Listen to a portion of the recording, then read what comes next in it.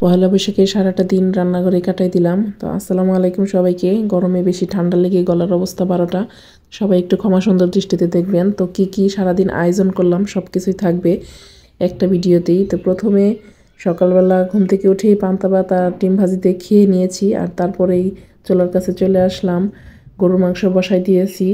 তো গরুর মাংসটা হইতে হইতে আমি পাশের আরেকটা চুলাতে তো মুরগির মাংসটাও কষাই নিচ্ছি। মুরগির মাংস বসাই দিয়ে দিয়েছি। সকাল সকাল এত রান্না বান্না করতে হবে আমাকে। তো যেহেতু অনেকগুলো রান্না বান্না করেছি সারাদিন মোটামুটি, তাই আমি সব কিছুর ভালো মতো ভিডিও করতে পারি নাই। জাস্ট একটু করে ক্লিপ নিয়েছি আপনাদের সাথে শেয়ার করার জন্য, যেহেতু অনেক রান্না। তো এই তো আমার মুরগির মাংসটা রান্না কিন্তু কমপ্লিট হয়ে গেছে। তারপরে হচ্ছে মুরগির মাংসের পরে আমি এখানে বসাই দিয়েছি ভাইম মাছ ভুনা করতেছি।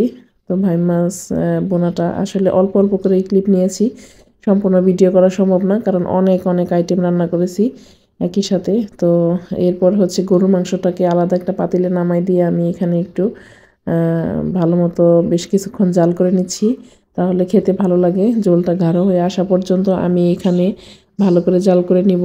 আর তারপরে আরেকটা চুলায় বসাই দিলাম করলা ভাজি। একে অনেকগুলো রান্না করতে হবে একা হাতে। তো তাই সকাল না ঠিক 11টা থেকে রান্না বান্না শুরু করে দিয়েছি। সারাদিন মোটামুটি অনেকগুলো আইটেম রান্না করতে হবে আমাকে। এটা প্ল্যান করেছি যে যত বেশি করা যায় এরকম আর কি। তো আজকে আমাদের বাসায় কিছু মেহমান আসবে, তার জন্য এত কিছু আয়োজন। তো এই তো গরু মাংসটা কিন্তু চুলায় ভালো মতো ঝোলটা গাঢ় হয়ে আসা পর্যন্ত নাড়াচাড়া করে উল্টায় পাল্টায় তারপরে হয়ে গেলে আমি নামাই নিব। আর একটা চুলার পরপর আমি আরেকটা পাশাপাশি সব কিছু রেডি করে নিচ্ছি আর পরপর বসাই দিচ্ছি। তো এই তো এটা হচ্ছে পেঁয়াজ কাঁচামরিচ দিয়ে আমি ডাল সিদ্ধ করলাম। ডাল সিদ্ধ করে ডালের বাগারটা দিয়ে নিলাম আর কি। প্রেশার কুকারে ডালটা সিদ্ধ করে নিয়েছি। অনেক রান্না যেহেতু তাড়াতাড়ি করতে হবে।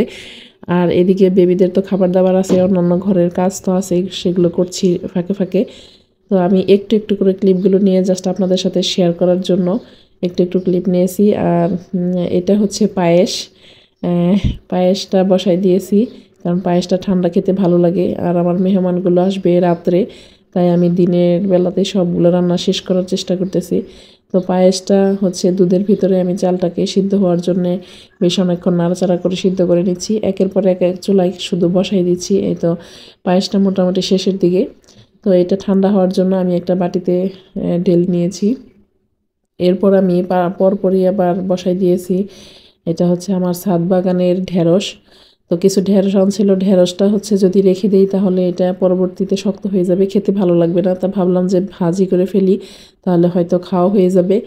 তো এই তো ঢেঁড়স ভাজিটাও করে নিচ্ছি।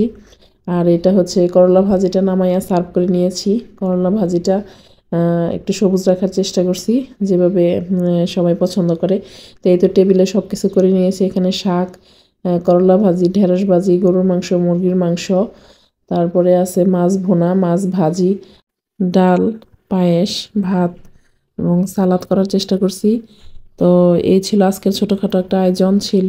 পহেলা বৈশাখের দিন আমাদের বাসায় দাওয়াত ছিল।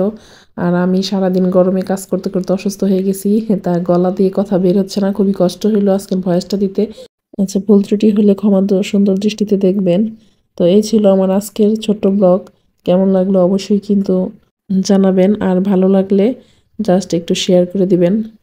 তো আল্লাহ হাফেজ, সবাইকে ভালো থাকবেন।